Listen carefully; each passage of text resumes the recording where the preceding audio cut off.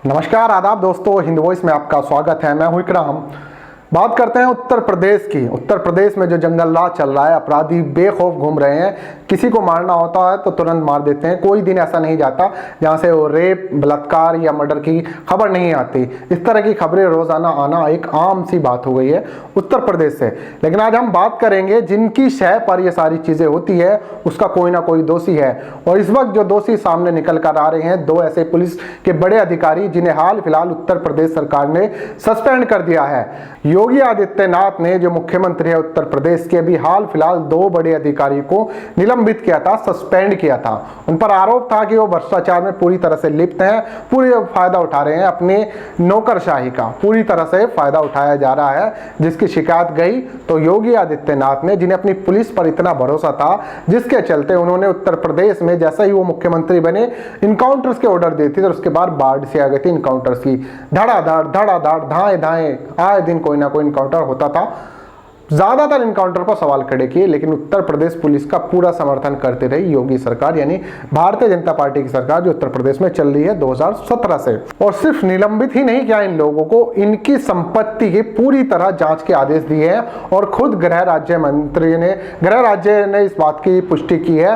बाकायदा सीएमओ के ऑफिस से जो ट्वीट किया गया इस बारे में जानकारी दी गई है। और एक नया मामला सामने जुड़ रहा है, हत्या का। दोनों पर बड़े संगीन आरोप हैं। हत्या का भी मुकदमा दर्ज किया गया है और साथ साथ घूसखोर यानी कि रिश्वत का आरोप भी उन पर लगे हैं, और वो भी बहुत बड़े लेवल पर। कौन है दोनों अधिकारी, उसको बताने से पहले मेरी छोटी सी अपील है आपसे कि अगर अभी तक आपने हमारा चैनल हिंद वॉइस सब्सक्राइब नहीं किया है तो इसे सब्सक्राइब जरूर करें। साथ ही अगर आप फेसबुक पर ये वीडियो देख रहे हैं तो फेसबुक पेज को फॉलो करें। अब चलते हैं इस खबर की तरफ कि कौन है ये दो बड़े अधिकारी जिन्हें को सस्पेंड किया गया है।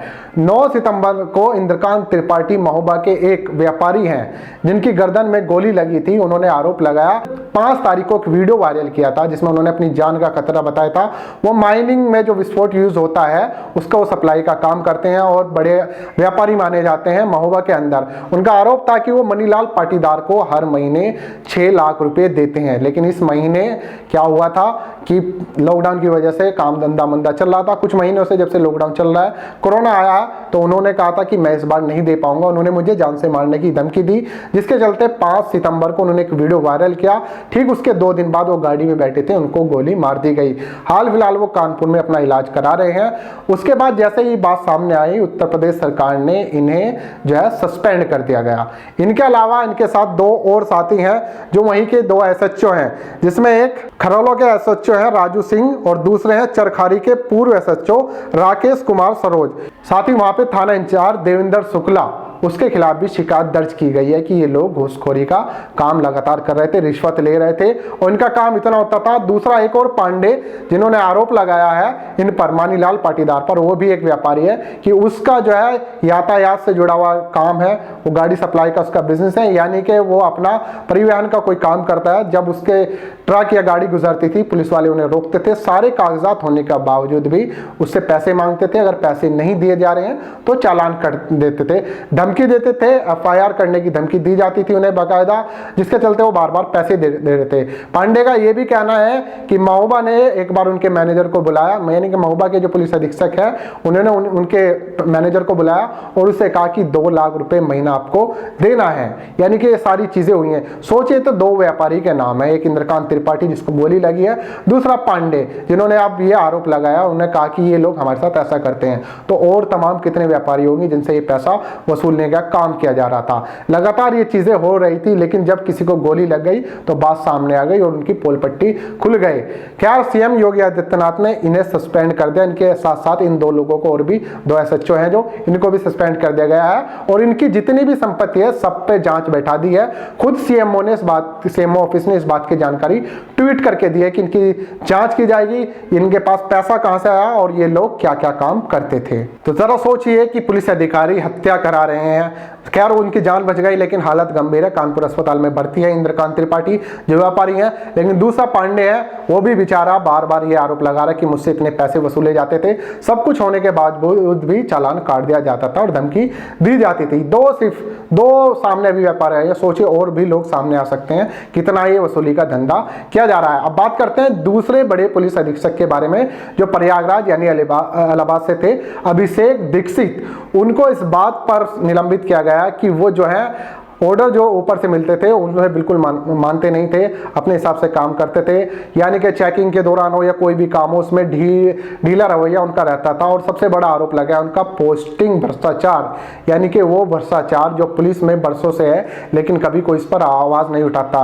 चाहे मायावती रही हो उत्तर प्रदेश में इससे पहले या अखिलेश यादव रहा है, सब पर पेड पोस्टिंग यानी कि थाने बिकने वाली जो बात होती है, आपने सुना होगा पहले भी या फिल्मों में भी देखा होगा कि थानों के रेट लगते हैं और ऐसी जगह पोस्टिंग करने से जहां पर पैसा ज्यादा आता है, जहां पर धंधे ज्यादा है, चाहे रियल एस्टेट से जुड़ा हुआ धंधा हो, खनन से जुड़ा हुआ हो या और ज्यादा ईंट भट्टे का काम जहां ज्यादा होता है और उनमें ज्यादातर इलीगल धंधे होते हैं, तो उन ऐसी जगह पर पोस्टिंग कराने के पैसे लिए जाते हैं। उन पर यह आरोप था और उन पर भी जांच बैठा दी गई है और सस्पेंड कर दिया गया है। ऐसे बहुत सारे इलाके हैं हमारे, खासकर दिल्ली से जो लगा हुआ इलाका है यूपी का, नोएडा, गाजियाबाद, ये दो ऐसे जिले हैं जिनमें सबसे ज्यादा रियल एस्टेट का धंधा होता है। और गाजियाबाद की अगर मैं बात करूं, इस वक्त भारत का सबसे महंगा शहर अगर आप किसी को कह सकते हैं तो वह है गाजियाबाद।